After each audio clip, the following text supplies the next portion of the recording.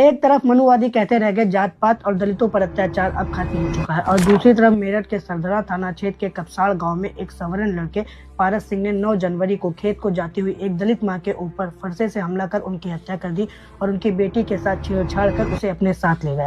अब यहाँ कोई नहीं कहने आया कि दलितों पर अब अत्याचार खत्म हो चुका है। बात जाति विशेष के होने के कारण से सरकार से लेकर प्रशासन तक सब कोई चुप है। ध्यान दीजिए, ये कोई इक्का दुक्का घटना नहीं है, ये तो दलितों के साथ हुई सिस्टमेटिक हिंसा का हिस्सा है जिसे हर बार लगातार नकारा जाता है। इस बात के लिए एनसीआरबी के आंकड़े खुद गवाह हैं। हर साल हजारों मामले दर्ज होते हैं जिसमें दलितों के हत्या, बलात्कार, अपमान, हमले और सामाजिक बहिष्कार शामिल है।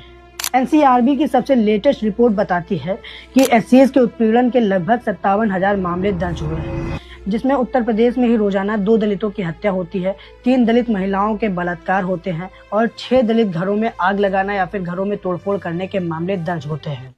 फिर भी गरीबी और बुजदिली के चक्कर में कोर्ट कचहरी से लेकर जेलों तक में दलित ही सजा काटते हुए नजर आते हैं। और अतिशयोक्ति की बात तो देखो, यूपी इन मामलों में सबसे ऊपर है और यूपी के सीएम योगी आदित्यनाथ जी कहते हैं कि यूपी में क्रिमिनल्स थर-थर कांप रहे हैं, लेकिन सच तो ये है कि ये केवल बड़ी बड़ी हाँक रहे हैं।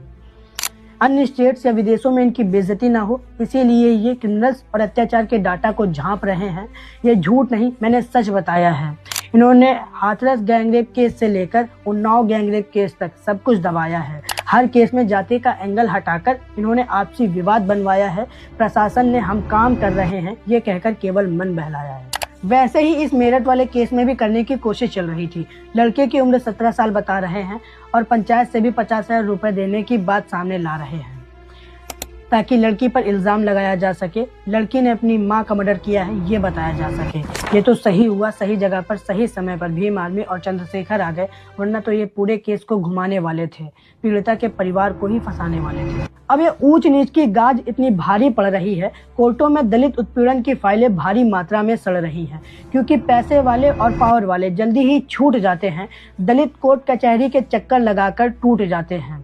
तभी तो मैं कहता हूँ, जाति आधारित हिंसा फरसे या तलवार से नहीं होती, इसमें भी इनकार, चुप्पी और राजकीय संरक्षण का पूरा साथ है।